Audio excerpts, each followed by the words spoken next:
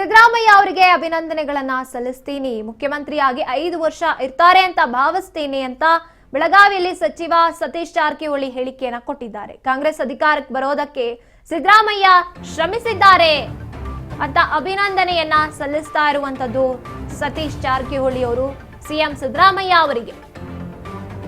ಮುಖ್ಯಮಂತ್ರಿಯಾಗಿ 5 ವರ್ಷ ಇರ್ತಾರೆ ಅಂತ ಭಾವಿಸ್ತೀನಿ ನಾನು ಅಂದ್ರೆ ಈಗ ಪಟ್ಟದ ಒಂದು ಕಾಂಪಿಟೇಷನ್ ಏನ್ ನಡೀತಿದೆ ಅದರಲ್ಲಿ ಅವರೇ ಗೆಲ್ತಾರೆ ಅಥವಾ ಅವರೇ ಮುಂದುವರಿತಾರೆ ಇನ್ನು 2.5 ವರ್ಷ ಅಂತ ಇಂಡೈರೆಕ್ಟ್ ಆಗಿ ಹೇಳ್ತಾ ಇರುವಂತದ್ದು. ಕಾಂಗ್ರೆಸ್ ಅಧಿಕಾರಕ್ಕೆ ಬರೋದಕ್ಕೆ ಸಿದ್ದರಾಮಯ್ಯ ಅವರು ತುಂಬಾ ಶ್ರಮ ಪಟ್ಟಿದ್ದಾರೆ.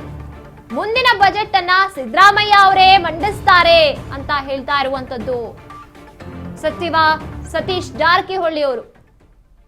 ಹಾಗಿದ್ರೆ ಎಲ್ಲೋ ಒಂದು ಕಡೆ ಇವರ ಆಸೆಯೂ ಕೂಡ ಅದೇ ಆಗಿದೆ ಅನ್ಸುತ್ತೆ, ಸಿದ್ದರಾಮಯ್ಯ ಅವರೇ ಮುಂದುವರಿಬೇಕು ಅಂತ. ಹಾಗೇನೆ ಅವರು ಅದಕ್ಕೆ ನಾನು ಸಂತೋಷ ಪಡ್ತೀನಿ ಅಂತ ಹೇಳ್ತಿದ್ದಾರೆ ಸತೀಶ್ ಜಾರಕಿಹೊಳಿ ಅವರು.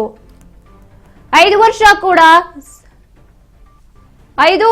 ಕೂಡ ಸಿಎಂ ಸಿದ್ದರಾಮಯ್ಯನವರೇ ಆಗಿರ್ತಾರಾ ಅಥವಾ ಡಿಸಿಎಂ ಡಿಕೆ ಶಿವಕುಮಾರ್ ಅವರಿಗೆ ಅವಕಾಶ ಸಿಗುತ್ತಾ ಅನ್ನುವಂತ ಗೊಂದಲ ಏನಿದೆ ಅದಕ್ಕೆ ತೆರೆ ಬೀಳೋದು ಈ ತಿಂಗಳ ಕೊನೆಯಲ್ಲಿ.